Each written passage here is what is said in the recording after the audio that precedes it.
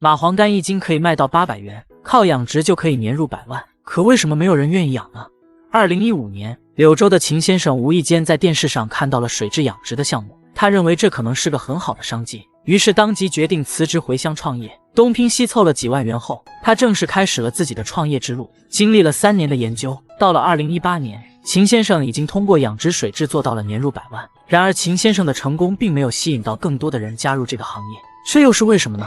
水蛭又叫蚂蟥，在农村地区的水田中经常可以看到它们的身影。这种生物给人印象最深的特点应该就是吸血，因此很多人对它们都非常恐惧。尽管野生的水蛭可以生活在水田中，但事实上，想要人工养殖还是有一定难度的。其实蚂蟥并不像大家所认为的那样好养活，它们对于水质的要求特别高，一旦进入受污染的水源，可能会在短时间内死亡。除了对水质的要求，它们还需要生活在恒温的水源中，过高或过低都会影响它们的存活率。没想到看起来顽强的蚂蟥竟然这么娇气。不仅如此，蚂蟥养殖对于技术也有着一定的要求，很多人缺乏养殖经验，也没有很好的案例作为参考，所以很多人刚开始养殖的时候面临的问题太多，很少有人可以坚持下来。而且养殖蚂蟥需要投入的成本太高，除去养殖场地的搭建，蚂蟥幼苗的引入和饲料的购买也是一笔不小的支出，因此大部分农民都没有金钱和精力来投入蚂蟥的养殖产业。近年来，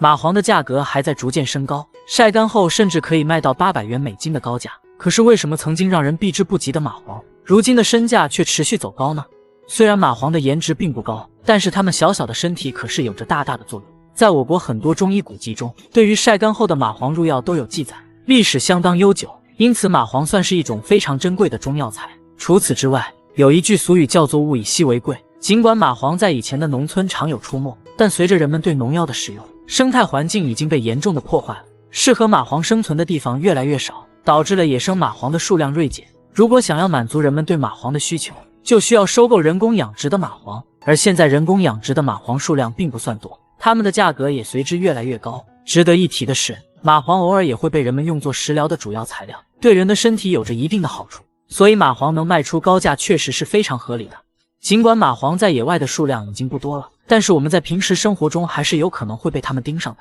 今年7月份，广西一名男子感觉到鼻腔中有异物，还经常流鼻血，于是他立即去往医院进行检查，没想到医生却从他的鼻腔中取出了一条7厘米长的蚂蟥，让人十分震惊。蚂蟥可以长时间寄居在人体体内，这又是为什么呢？其实蚂蟥不仅可以吸附在人体表面，还可以在人类的鼻腔等多处器官中寄生。在蚂蟥的幼虫时期，可以随着水流进入人的体内，而且只要稍微有一点空气的地方，都能够满足它们的生存条件。可不要小看这小小的蚂蟥，一旦被它们寄生在体内，可能会出现皮疹等疾病，严重的时候甚至会导致休克。那么为了防止蚂蟥寄生，我们应该怎么做呢？在野外时，即使看起来再干净的水源，都不要直接饮用，因为水中除了生存着蚂蟥幼虫，还会有很多细菌以及其他的寄生虫。如果不慎饮用了野外的生水，在感觉不适后应当立即就医。那么如果是蚂蟥吸附在我们的皮肤表面，怎么做才算是正确的处理方式呢？夏季时去野外游玩一定不要裸露皮肤，